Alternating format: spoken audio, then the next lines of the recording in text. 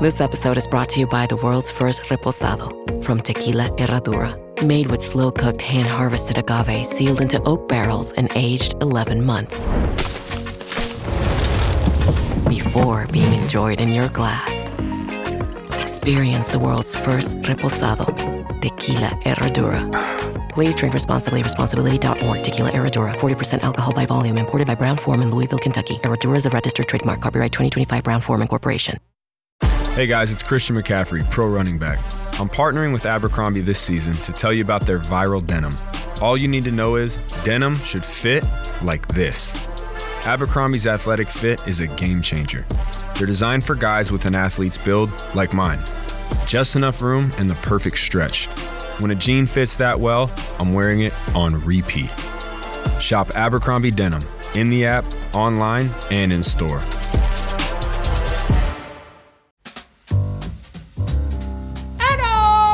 Hello, darling. Oh, I love you too. Hello. Oh, bitchy. Travis. I'm feeling very gentile here. Okay, so Apple, Google, and Microsoft, they all announced plans to end the password as we now know it. That's dumb. Really? I don't like it. I like having passwords, and I don't want to talk about that anyway. But that means I can't use, 1, 2, 3, 4, 5, 6 as my password anymore? I still don't want to talk Travis, about 9876. Why don't you ask me what I do want to talk about? Okay. Travis, Yes. what do you think Beau wants to talk about today? I think he wants to talk about how his password was still. No. You don't. Sorry. Guys, I want to talk about things. No, I've been spending the last 3 days, and you know this. I can't believe neither of you are like, duh, we want to talk about your scammer. Let's start with, I hear rumors that you have been jousting with a scammer. You don't get a do-over. All right, fine. You get the do-over. No, it's not a do-over. I think it's just qualified as snark. Snark? Listen. Yeah, not do-over. Yeah. I'm going to tell you, Adam. Is that anything like Quark? Snark? No, Quark is a German dairy product. That's dark. Well, or a nanoparticle. But We're doing this on a lark. Guys, I almost knocked it out of the park. And ask me how? How, Okay. Beau? Well, Because you're like a shark? Beau? it was a shark. All right, no more rhyming. I'm serious. All right, Okay. So... I think, Beau, we're barking up the wrong tree. Oh, my God. I'm not going to tell you my story anymore. Oh, come on. You met a guy in the park. No, I met him on Instagram, and he offered me And there was a 5,000. spark. I hate you guys. I actually hate you guys. I've known you too long, and you're taking advantage of my niceness. All right. That was a reach. That was terrible. But it was all terrible, and I still don't like you. But so here's the Okay, deal. so back to passwords. No. Instagram. On Instagram. Scammer. A man is trying to scam you. A person, A human. a human by the last name of Davis, according to his whatchamacallit, Thomas Davis. Hi, Thomas. Thomas Davis. Thomas! He won $390 million in a lottery. $390 million. $90 million. Yeah. And so he got in touch with me Yes. because he wanted to spread his money around to people who needed it. This dude offered me $5,000. And I was super excited, and I wrote back to him. And I think I told you, Adam, I sent you what I wrote back to him. I don't remember I what saw I them wrote, back though. and forth. It's actually very inspiring from the standpoint of non-scammers. I wrote, yes. Yeah, yes, exclamation point. And he said, well, do you have a Cash App, PayPal, Zelle, or Venmo to receive payment? Are you following my Instagram account? Because that was the deal. You had to follow his Instagram account. That was it. You got $5,000. So I said, I'm following. I have Venmo. Is there a tax issue? I worry about scams where money is sent and then canceled, and in between overpayment is made and requested, and then I'm out the money. I co-host a show about scams, so I'm super cautious. Hey, you want to be on the show? Yeah, let's bring Tom on. So I wrote back to him, amazing. And he said, you don't need to be scared, he says to me. I'm real and legitimate, and you are with the right man. I'm going to need you to send me your Venmo username so I can send the money and also your valid email address. I said, okay. I just tried to get into my Venmo account and it seems to be locked because I didn't want to give him my real Venmo. I said, my best friend is a tech guy. That's Travis. And he's dropping his kids off at school right now. He said he'd help me when he's free. Shouldn't be long. I can't believe my rotten luck. And then I sent him a lot of emojis that expressed my rotten luck. Travis, what were you going to do at this point? I was going to set up a burner phone number, a separate Venmo account, separate email address, just to make sure that we had a bit of a buffer between ourselves and this guy. So Adam, he has like the Jeopardy waiting tune. Dun, dun, dun, dun. So he's like sitting there waiting for me and I go, he says, okay, right? He's like, cool. Here's the kicker. He goes, so you'll have to pay $30 to my personal assistant account registration fee. So I wrote back, and this is where it got funny. I go, are you kidding me?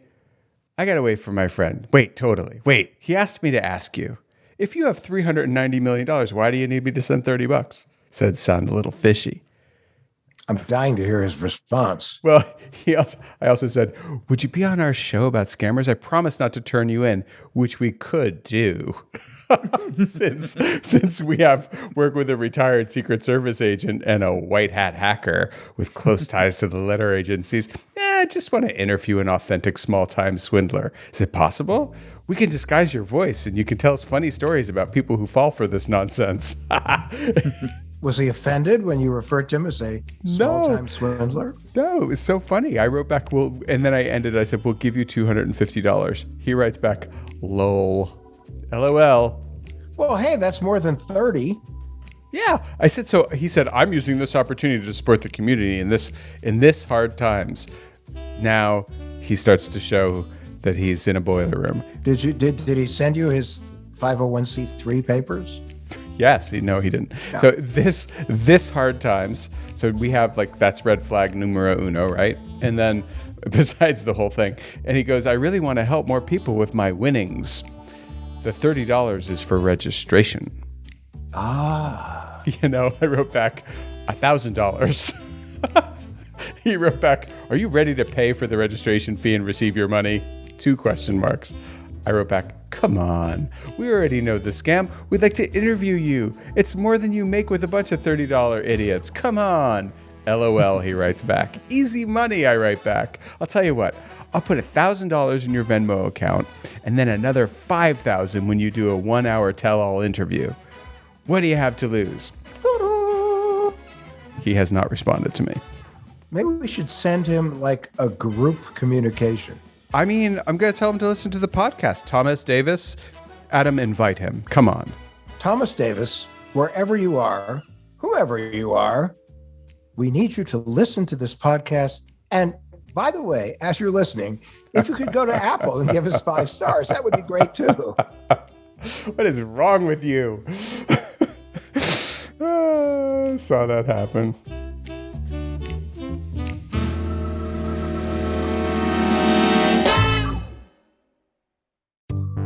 Welcome to What the Hack, a show about hackers, scammers, and the people they go after. I'm Adam Levin, Cyber Rabbi. I'm Beau, cyber baptizer of strangers in a madcap way until I get my head cut off. And I'm Travis, cyber fist of Conchu.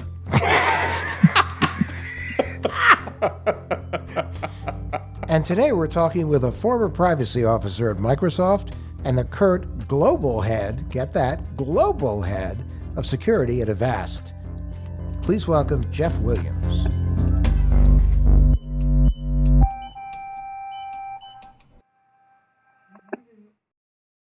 You set the table, put on a playlist, even made the lasagna from scratch. And now you're wearing it. OxyClean Max Force Spray tackles tough, set-in stains the first time. Adulting is hard. Fighting stains shouldn't be. OxyClean Max Force. It's not clean unless it's OxyClean.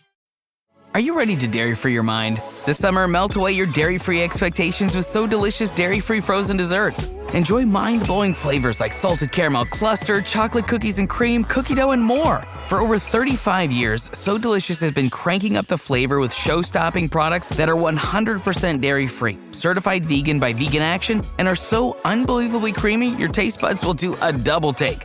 Dairy Free Your Mind. Visit SoDeliciousDairyFree.com.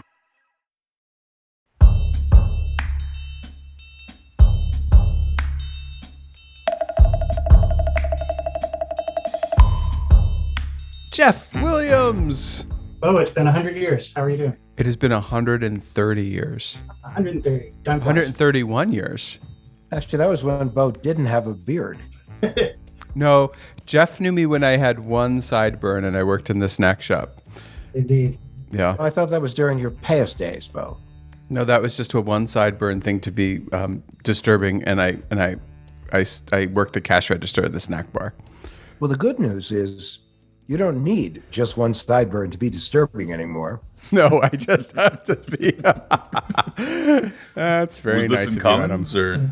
Yeah, it was in Commons. Yeah. And now you've got me thinking about those cheeseburgers in the snack bar, which there has never been more pleasure condensed into $3.50 anywhere since. I agree. Those cheeseburgers were magic. So, Jeff, Adam doesn't believe we went to school together, and now he thinks that I studied acting.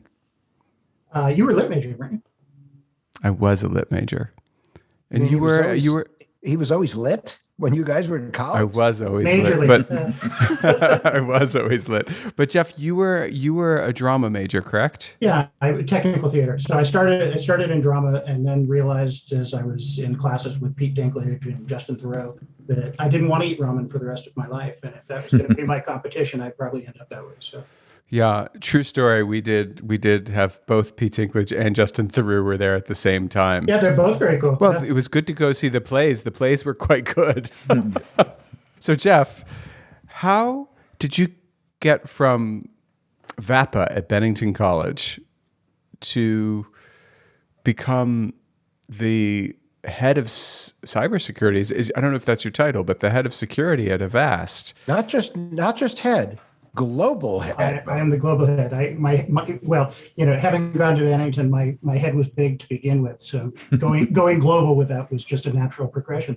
But seriously, as I think about the history, it's really been a series of being in the right place at the right time and being smart. So I kind of fell into going into technology because I didn't want to eat the ramen. I had intended to be part of the film industry, but I wasn't related to anybody. So there was a serious downside in trying to get jobs for pay that people were willing to take for free to get a credit. So I ended up moving into computers, which I'd always had a natural aptitude for. I'd been doing since I was 6 or 7. And it turned out they wanted to pay people to do that. I thought that was pretty keen. So did you actually go to Hollywood and try your hand at getting into the movies? I did, Hollywood and San Francisco. And then you started studying computers out there? No, I didn't study. It's something I just always done. So. So since we're on the subject of Hollywood, what's your favorite movie? You did not. I did. That's like asking a parent who their favorite child is. How do you pick one? All right, top 5. My top 5 children? No. Wow. Nicely done, Jeff. I love you more. I think at least 3 of my top 5 favorite movies are Blade Runner and the different versions that have come out. Wow. All right. That's an answer. That is an Excellent answer. taste. Ridley Scott would be proud. How about your favorite hacking movie? Oh. Do you have one? We end up talking about this at work periodically as we try to come up with backdrops for all hands meetings and things like that when we want a theme. So I've gone through all of them. The obvious answer would be to say Hackers, just because it's so much fun. But I think I'm going to go with Spy Game. Oh, nice. Spy Game. Good one.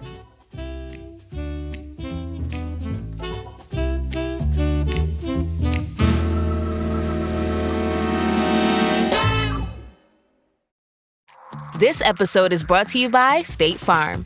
Checking off the boxes on your to-do list is a great feeling. And when it comes to checking off coverage, a State Farm agent can help you choose an option that's right for you. Whether you prefer talking in person, on the phone, or using the award-winning app, it's nice knowing you have help finding coverage that best fits your needs. Like a good neighbor, State Farm is there. Make your next vacation unforgettable. On Royal Caribbean's newest ship, Star of the Seas, it's everything you've loved about every family vacation you've ever been on, with mind-blowing thrills at the largest water park at sea, 7 onboard pools for every level of chill, more than 40 ways to dine and drink, and even more to enjoy at our award-winning private island, Perfect Day at Coco Cay. This is the new Star of the Seas. Click or tap the banner to find out more.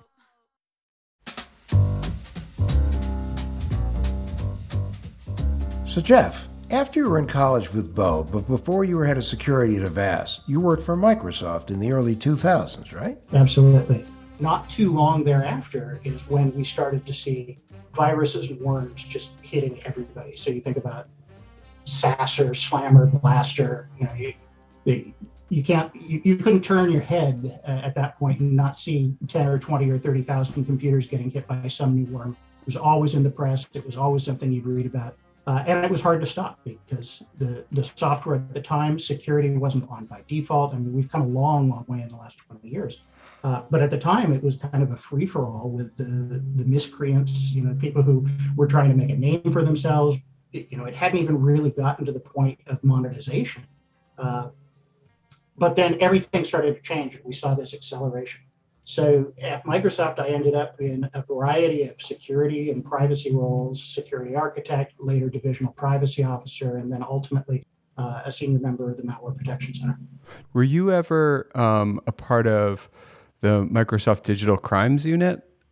I worked in parallel with the Digital Crimes Unit, so I was the liaison between the Malware Protection Center and the Digital Crimes Unit. And the work that I and members of my team were doing was to select the targets for takedown and to provide support on analyzing the malware itself and providing information so that the Digital Crimes Unit could do their work. And they did excellent work. They had technologists as well as lawyers, which is a really good combination for that kind of work. Right. I think I just want to roll it back a little bit for our listeners. When you refer to worms, I know that they're not quite as popular, as big of a cyber threat right now. What exactly was a worm or is a worm? Yeah, so a worm is a piece of malicious code that can infect a computer. And once that computer is infected, use that computer as a launching point to infect other computers. Now, is this like Stuxnet, Jeff? Stuxnet, I believe, is in fact a worm.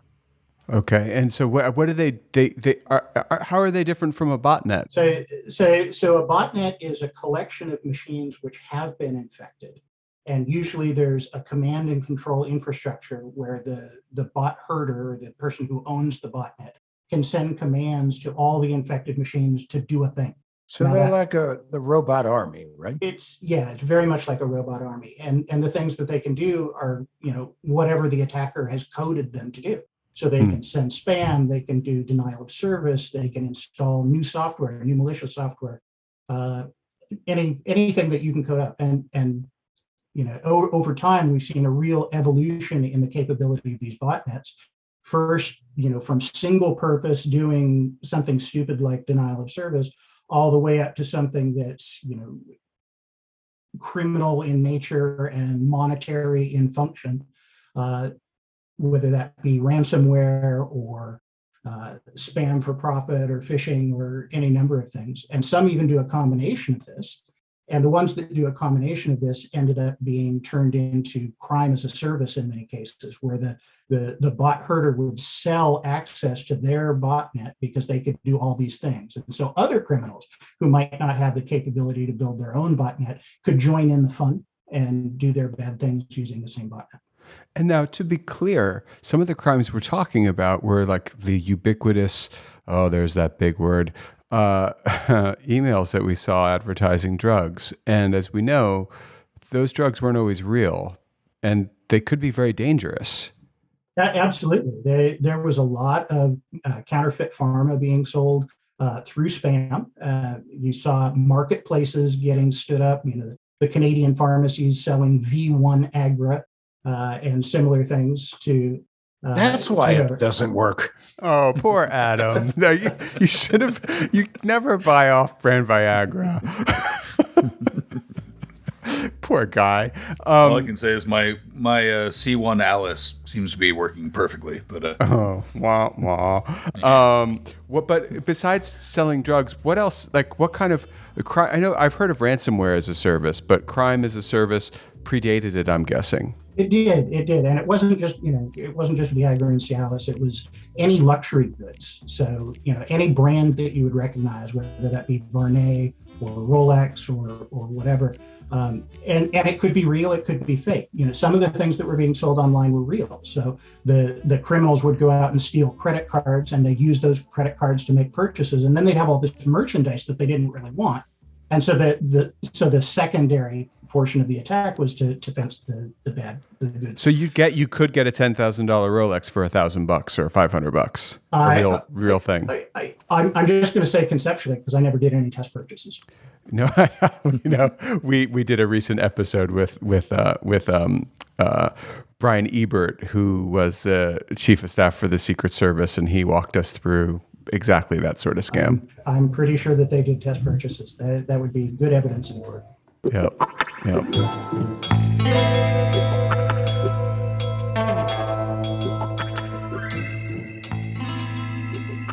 What is the biggest current marketplace right now for cybercrime? Oh, the biggest current marketplace, that changes all the time. And one of the good reasons that it changes all the time is that Europol and the FBI and the Australian Federal Police have gotten really good at taking them down. So if we think back to when I was getting into this, law enforcement wasn't super excellent at taking down these sites. They didn't always have people on staff who had these technical skills. And so one of the early things, even before the digital crimes unit at Microsoft stood up, there was a need for companies like Microsoft and some of the other majors to go out and help law enforcement learn these skills. And so that was when I first got into this, around the time of Zotob, which was a worm that happened in, I think, 2005. And that was one of the first things that I was involved in the takedown space. And that one I wasn't really very much involved in. I was aware of it, provided some information to some of the people who were doing the active work. It sounds like in the very beginning, like back in 2005, when you were getting into this world, the police really had no way of making arrests in these or takedowns or anything like that, because they had no idea even that these things existed. Am I right? Yeah, not only was there not a high level of skill in some of the law enforcement agencies, but there also weren't laws on the book that specifically applied to things on the internet. Where exactly does a crime take place on the internet? Is it on the attacking computer, which might be in country A, or is it on the victim computer, which is in country B, or is it on the ISP that's in between them, or the 5 ISPs in 5 different countries that are in between them? So jurisdiction really becomes challenging. The interesting thing with Zotob, and I'm really impressed with the work that was done there, because they got arrests and prosecutions against the people responsible, which I think is one of the best outcomes you can have in one of these cases. They actually used money laundering and other laws that were already on the books that weren't specific to the internet. And so the authors who were one was an 18-year-old in Morocco, and the other was a 21-year-old who was in Turkey, were actually prosecuted in their local jurisdictions using these kinds of traditional laws.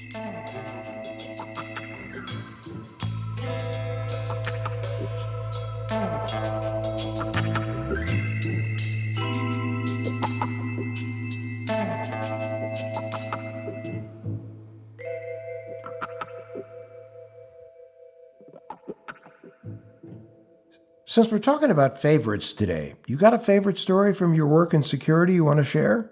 I think the best one to talk about today would be the Rustock takedown, which happened in 2011. So this is after the Digital Crimes Unit had stood up, and they'd done a couple of takedowns already with Helios A and Waladak, and had some great partnerships that they built with law enforcement and with the ISPs and the computer emergency response teams for countries around the world.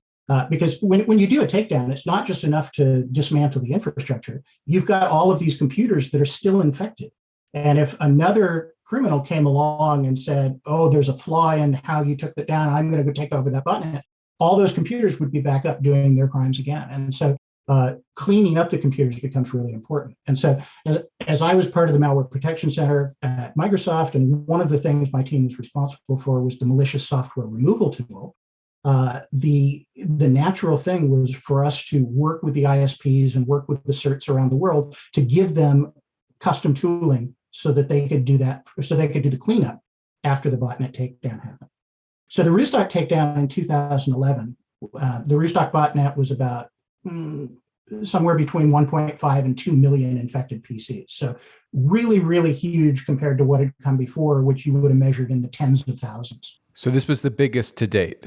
I don't know if it was the biggest to date because Conficker was around the same time, and Conficker was also quite large, but it was a new scale, and it represented the kind of criminal monetization efforts. When you've got a monetary incentive to do this, you might work a little harder and go a little further and bring in additional resources because you know there's going to be a payoff. So Rustock was one of these Swiss Army knife crime as a service kind of botnets. And it was pushing out just ridiculous amounts of spam.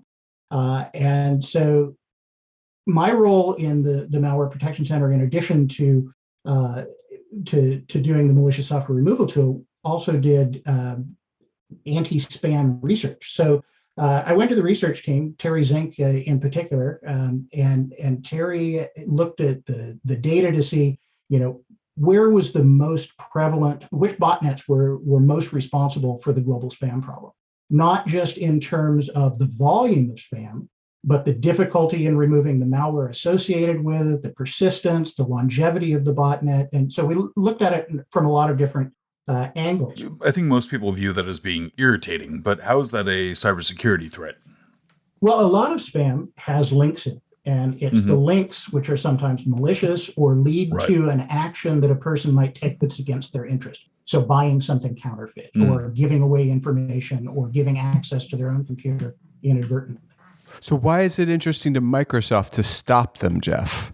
So Microsoft's interest was really to protect the Windows ecosystem and to protect Windows customers because it had become such a pervasive problem that it was impacting the brand, that people were equating poor security with Microsoft. So Microsoft had done the big stand-up of trustworthy computing, saying, we're going to change all of this and we're investing. And they took all the developers of Windows and made them stop developing code until they learned security, and then they could go back and develop their code securely. So a lot of things, just fundamentally changed overnight with that memo in 2003 that Bill Gates sent around. Well, didn't Bill Gates claim that he was going to eradicate spam forever? Yes. How'd that work out? So an unfortunate statement with great intent behind it. And the idea was that spam is a technology problem. Technology problems have solutions. Smart people can come up with good solutions to technology problems. But what the thinking didn't include is that it's not a technology problem. It's an adversary problem. And the adversaries will iterate on their attacks anytime their attacks stop working or anytime they can make their attacks better. And so the idea behind Bill Gates' statement about eradicating spam was to use this old concept called penny black. So if you think about the original postal system, the early days of the postal system, you could put a penny black stamp on a letter and the person receiving the letter would have to pay the tax. So this was a technology version of penny black, where there would be a computational challenge that the receiving computer has to, or the sending computer has to do in order to send the mail. And that computational challenge for one mail, not very impactful, just like a penny isn't very impactful to send a letter. But if you're sending 1 million pieces of spam, then that's a million computations that have to be done. And that's intensive on the computer. You need a bigger computer or more computers in order to do it. All right. So the first question is, how successful were these spam bot attacks? Hugely successful. I think at one point, spam accounted for 91% of all internet traffic. Wow. So, all right. So in this case, you pretty much could say the technology doesn't always or even often solve cybersecurity problems. I think that that's kind of a miscasting of the technology. So technology isn't solving problems. It's the application of technology that solves a problem. Yeah, no, but I think I would have said it the same way. I get the difference, but the way that you put it is absolutely brilliant. That there's an adversary problem. Yes. Yeah, I mean, when you think about it, the difference between use and abuse is only 2 letters. There's not a big gap between using technology for good and using technology maliciously. It's dual use. When you take down something like a huge botnet like this, what's the overall impact? Well, in the case of Rustock, the impact was actually pretty huge, and as I mentioned, it was the most impactful spam bot at the time. And when the takedown happened, global spam was reduced by 75% overnight. Wow! And that lasted for a number of months until the bad guys came back with new botnets, or the people who were buying crime as a service bought crime as a service from other botnets and started over with some other. Overnight, 75% drop. Overnight, a 75% drop in spam globally. So Bill Gates' promise came true, and he loved you. How's that? We tried. I don't know if Bill Gates even knows my name, but that's okay. What do you think law enforcement learned from that? And then also, what do you think other cyber criminals learned from that takedown? Well, so the legal side of this, I think the biggest thing that came out of Rustock is that Richard Boscovich, who was heading up the digital crimes unit, still is heading up the digital crimes unit, he came up with what I think is a pretty novel legal approach. Because the spam was targeting brands like Viagra and Rolex and whatever, he treated it as a trademark problem. And so worked with the court under the Lanham Act to allow the seizure of those servers as part of a trademark infringement claim. Really kind of interesting approach to going after the criminals directly. So that's like a very unique setup that Microsoft had, where they had put together technologists and lawyers to figure out strategies to actually stop these people. And trademark was the sort of the workaround that they found. Absolutely. The combination of a legal and technical approach is so much better than just going after from a technical perspective. The team could have pushed out malicious software removal tool, till the cows came home, and there'd still be new malware infecting machines and so on. So it's playing whack-a-mole. But when you get the legal side of it right, then you're not only taking the infrastructure, but you create the chilling effect. In some cases, you might actually go after the individual. So a lot of these cases are filed as John Doe cases. You don't know who's responsible, but there's a responsible party. And so when the cases are filed, it's against John Doe. And then as you collect more information, like you might get from the forensics of examining servers taken from a co-location facility, which the attackers had connected to from their home machine, then all of a sudden that John Doe can turn into an actual person, and that person can be charged with crimes. And if you get an arrest, like I said, that's the best possible outcome. Did brands get involved in the prosecution? I believe that there were brands involved. I think that Pfizer wrote an amicus brief in support of the case. I think there was another brand, but I don't know if they've gone public about who it was. I don't know if it's a public record. But there were definitely luxury brands being harmed. And so the court looked at this as not just a technology problem, but a business problem. And because of this, people were able to seize the infrastructure and use these seizures in order to do more forensic analysis, right? That's right. And that forensic analysis of servers can lead to things like, if the criminal is really good about masking the machines that they've infected, never connects to them because they have a command and control infrastructure. If they connect to the command and control infrastructure from their own machine without obfuscation of any kind, that leaves these digital breadcrumbs that can then be followed in a traditional law enforcement kind of way from an investigation perspective. So if I see that IP address 1.2.3.4 connected at 10:17 p.m. to this server that I know was involved in the command and control, then I can go to the ISP and say, at that time, who had that IP address? So, yeah, I think one of the main things I'm kind of wondering about here is if you can walk us through what the forensic steps were to be able to both identify and then to be able to take down this operation. Sure. And Beau and Adam, please let them speak. Will do. So the case preparation took several months, and it was not just the legal side of things, getting the story that the court had to be told in order to get the outcome that was desired to seize the servers and so on. But there was a technical aspect. We had to enumerate the entire botnet. Where was it in the world? What IP addresses? How many? What countries? And so on. With that information, we were able to go to the search for each of the countries and the ISPs that were hosting the infected IP addresses that we could see and say, you have a problem. We want to help you solve that problem. And can we have a conversation? And so this partnership kind of happens in silence. It's something where, it's part of the investigation, so you keep it close to your chest. Operational security is tight. You don't even talk about it within your own companies, so that only the people who are working on it, who have that need to know, are involved. When you get all of those pieces in place, then it can go to the court. And so the lawyers took it to, I believe it was a court in North Carolina, and went to the court and said, we'd like a temporary restraining order that says we're able to go and seek the people responsible. And that was done under seal so that the court records didn't spoil the idea that we were going to do this takedown.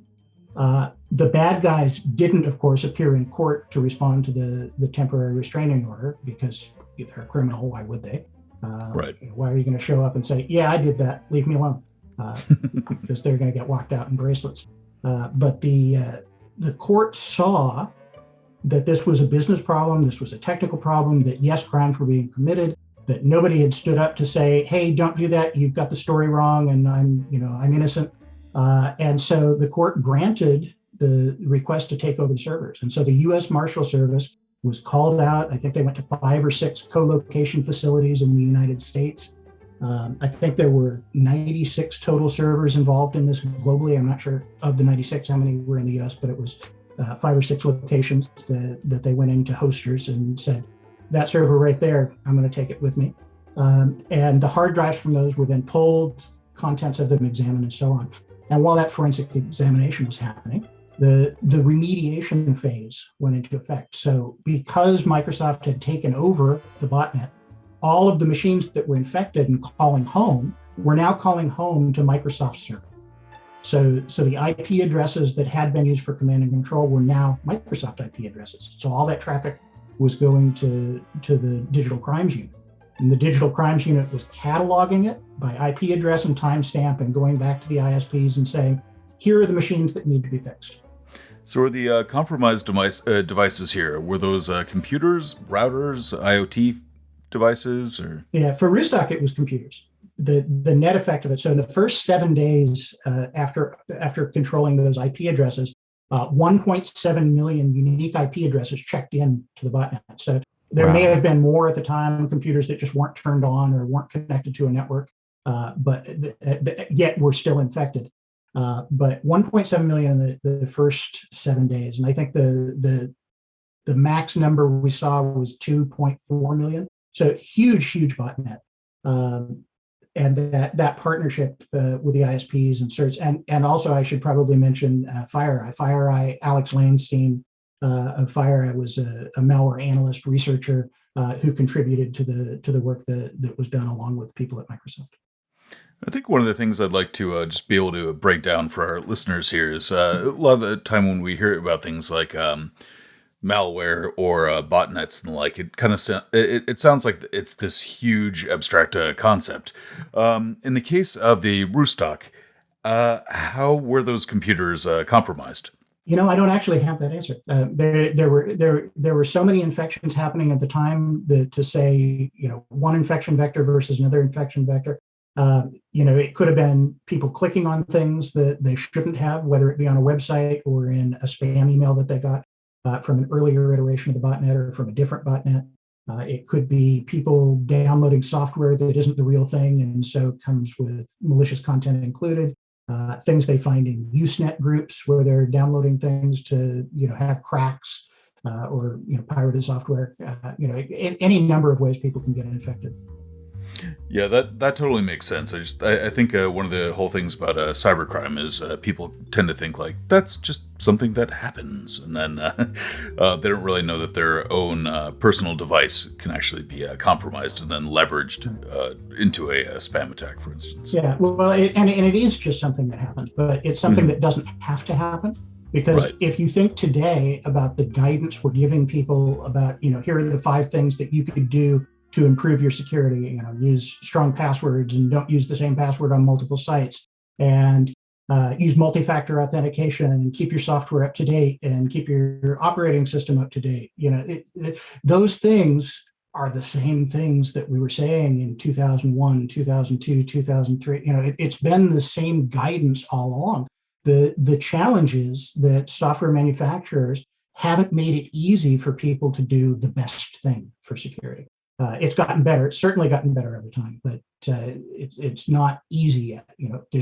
The very fact that you need to remember a password to get into a site, but there's 100 sites that you need to get into, is something that just creates all kinds of problems. Are you going to use the same password at Amazon that you use at, Joe's Pirated Software Emporium? Or are you going to use it? You can say the Pirate Bay. That's fine. The Pirate Bay. Arr!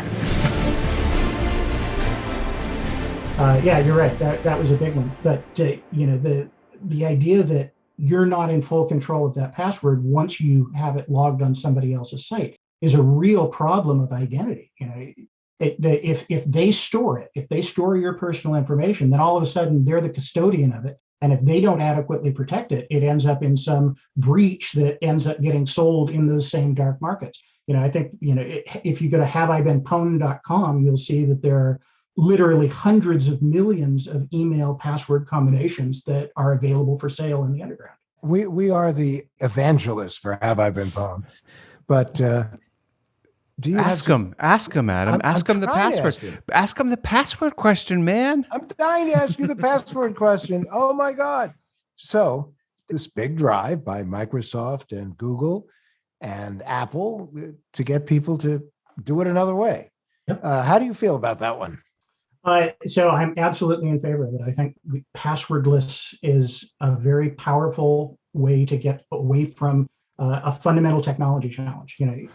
Jeff. Yes. Did you see The Big Lebowski? Hold my drink. Dude. Well, you remember the nihilists, and they said, she cut her pinky off. You remember them? Like, what people are going to start cutting people's thumbs off? I disagree. I don't see the thumb cutting. Jeff is stunned by the level of stupidity I just threw at him. It was a pinky toe, for the record. It was actually popular singer Amy Mann's toe. I think your scoring of actual risks doesn't put that one at the top of the list. Whatever. If you've got a situation where a criminal has the ability to cut off your finger, they can compel you to enter your password in lots of other ways. Not if they're not Jack Bauer. Stare at this cell phone. Okay. But let him answer. Now, I'll stop interrupting. Why do you think it's a good thing, and how will they do it? Is it biometrics? Is it a token? What is it? I think there's multiple ways to do it, biometrics, token, but I think the really important aspect of it is getting to that idea of self-sovereignty, that I control my identity. I don't have to have my identity on 100 different sites. I don't have to have my personal information on 100 different sites. I control it. I control where it goes. Right now, if I order something on Amazon, they have my password, they have my address, they have my credit card number, they have my order history and all the things that go along with it. And then in fulfilling that order, they give my address, name, and other information to UPS so that they can deliver it. They give information to Visa so they can process the transaction. And so there's all of this information that's going to multiple parties. And that's even before we start to get to the ad tracking and the cookies and things where my preferences and actions are being profiled. But if I've got all of this controlled on my own device in a tightly encrypted manner, and I choose where it goes, then I don't have to worry about that onward transfer. UPS doesn't need to know of anything other than my address to deliver me a package. They need to know that it's authorized, that it should be going to my address, but they don't need to know my name even. They don't need to know what's in the box. They don't need to know anything like that. Visa doesn't need to know anything except I need money. I need money from Jeff, and here's the amount, and it's approved. And Amazon. I kind of love this. You're selling it, man. Amazon, Amazon doesn't need to know my credit card. They only need to know that Visa says, yeah, he's good for it. Go ahead. So this idea of not having all of this sensitive and personal information stored in 100 different places in order to do the things that we do every single day reduces the risk overall. So I think there's a real power in putting things into the control of the individual, as long as the software providers make it easy for the individual to do the right thing. Jeff Williams, you just knocked it out of the park. I now belong to the church of your way of looking at this. No, we have always said that there's a shared responsibility, and the individual plays a critical role in cybersecurity and in cyber hygiene. So we're all, this is the same choir. Yeah, we're all singing together here. Absolutely. Yeah, I think it's something that people tend to overlook, where they look at the Venn diagram between privacy and security as being not a lot of overlap, but at the same time, I think you're completely spot on here, where your privacy is a matter of security, because the fact that when you know who has access to your information, that lets you know who is able to access your accounts. Yeah, but let me ask you one question, and that is, what if you lose your device in this tightly controlled internet secure world? Well, you can't lose the cloud. So if you got your encrypted content stored in the cloud and available to all your devices and authenticated with biometrics or something else that's provable as you, then that problem is solved. So something you know, something you have, and something you are. Yeah, but Jeff isn't storing something on the cloud, just storing something on someone else's computer? The cloud is definitely someone else's computer. So isn't that a problem? Depends on the other person. That's like the adversary problem, but the reverse. The other guy.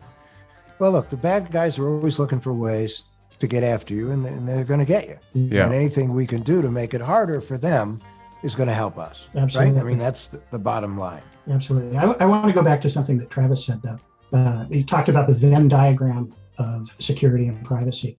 And right. I don't actually view it as a Venn diagram, because I think they're too intertwined to be separated. I think that security is the how, privacy is the why.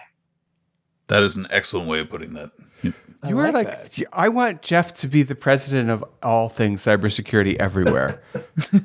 Jeff makes us look like smart for having gone to Bennington. Or he makes us look smart for just having known him.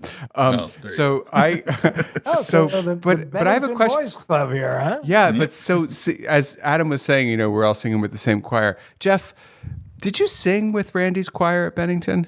I didn't sing with the choir, but I did take voice, and I did do some performances, and so. Okay, because I thought maybe that we sang next to each other. I was the world's worst tenor, but I guess not. Well, maybe you guys could, sing a cybersecurity song together. Would you have a cybersecurity song? How does it go?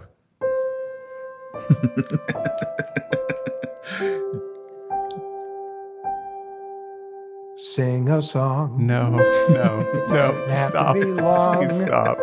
Don't. Just try not to be wrong.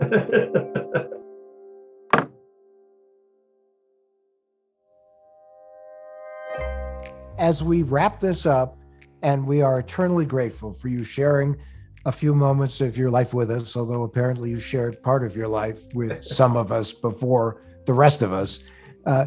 What tips would you throw out there for people, since we are the ultimate guardians for ourselves, our families, our companies?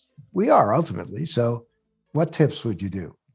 Well, I would say that just be cognizant of what you're doing online, and the providers who you're trusting with your data. What are they doing? If you think about things like, really, any social media site is not really serving you. They're serving advertisers, and they're serving other data aggregators, and they're profiting on your information.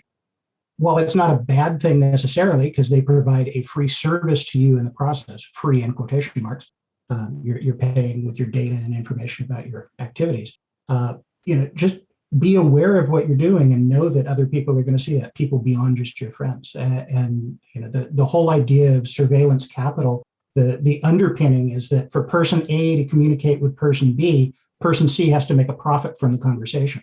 And so, it's a situation where we've really backed ourselves into a corner with the internet itself by building everything on this. And I think that the way we take that back is by putting control into people's hands, passwordless and self-sovereign identity and some of the other things that are starting to come to more prominence, the Web3 kinds of ideas, I think are very, very powerful. And I hope that it democratizes information again, instead of putting it in the hands of a few very powerful entities.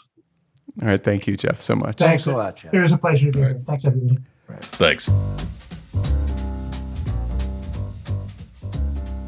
So Jeff said that after the Microsoft team took down the Rustock botnet, in just a few months, the bad guys moved on, spam levels rose again.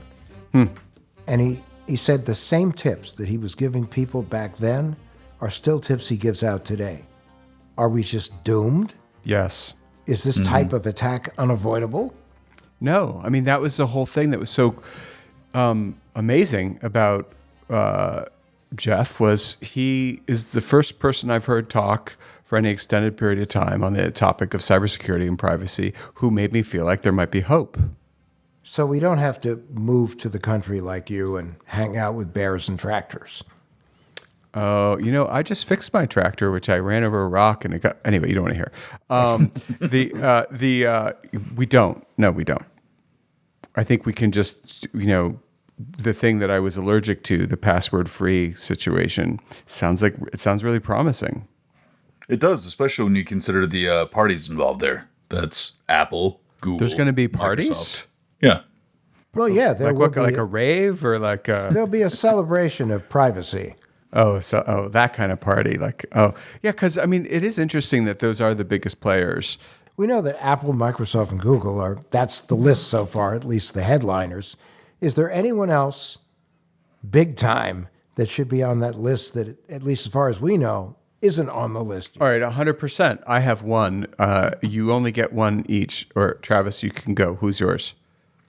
I'd say any major internet provider in China. That's rather specific.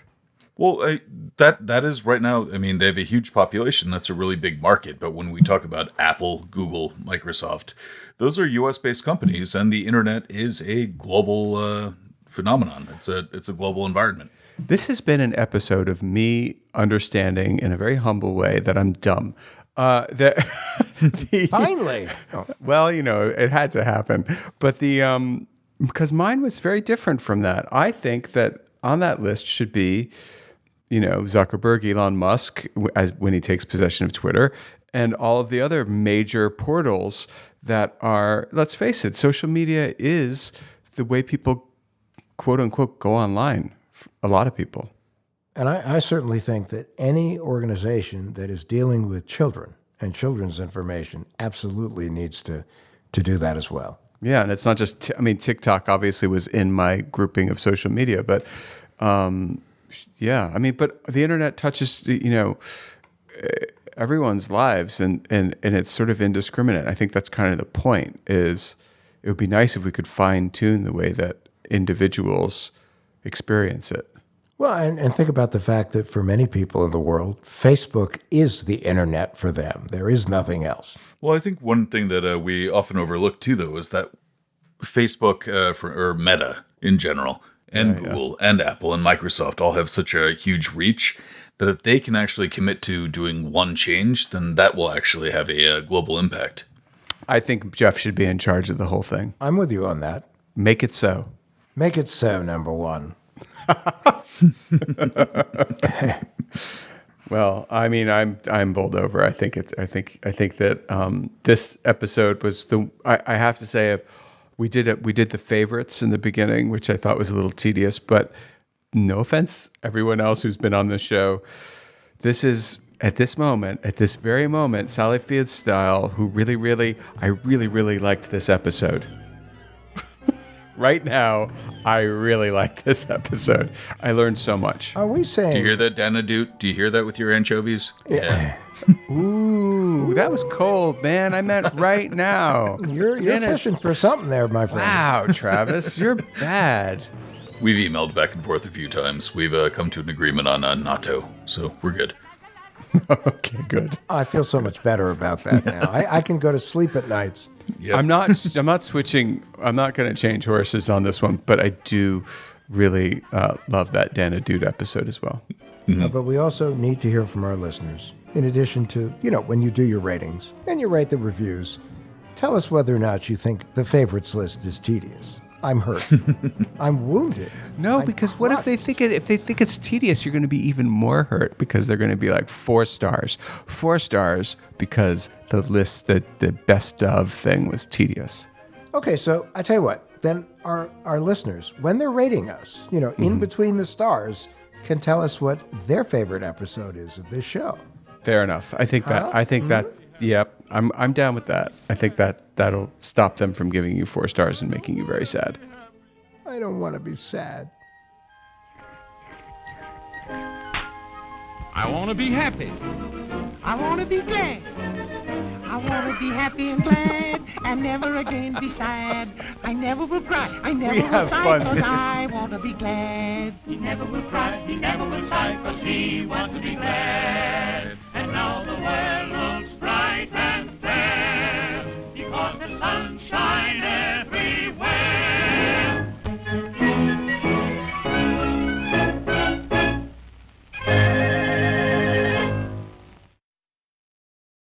What the Heck with Adam Levin is a production of Loud Tree Media. It's produced by Andrew Stephen, the man with 2 first names. You can find us online at loudtreemedia.com and on Instagram, Twitter, and Facebook at Adam K. Levin. Loud Tree. Behind every empire are the people history tried to forget. Lost Roman Heroes tells the stories of the remarkable characters who shaped Rome from its mythical beginnings to its final fall. Each episode blends armchair storytelling, sharp historical insight, and a bit of humor to bring these lost figures to life. From generals to scientists, from rebels to empresses, from priests to politicians, these lost Roman heroes have one thing in common. They stood up for civilization when the bad guys threatened, and in doing so, they changed the course of human history. If you're into history that's vivid, surprising, and deeply human, this show's for you. Behind every great meal is a person with a story to tell. Hear them on Culinary Characters Unlocked, the podcast that reveals the lives behind the food. Hosted by me, David Page, Emmy Award-winning journalist and creator of Diners, Drive-Ins, and Dives, as I talk with everyone from culinary legends to mom-and-pop standouts about the creativity, grit, and passion that shape the food we love. Follow Culinary Characters Unlocked on Apple Podcasts, Spotify, or wherever you get your podcasts.